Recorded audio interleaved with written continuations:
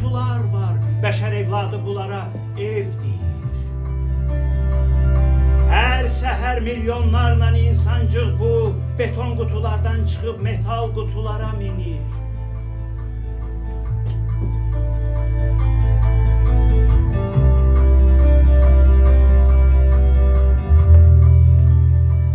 Bu metal qutular hərəkətlidir. Maşın, avtobus, trolleybus, tramvay, qatar, hər nəysə. Bu metal qutular onları daha başqa beton qutulara aparır. Buralar iş yerləri, fabriklər, zavodlar, xəstəxanalar, daha nə bilim nələrdir.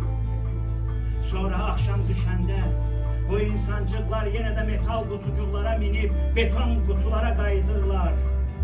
Və bu ritual olar kiçik bir qutu içərisində torpağa gömülənə qədər.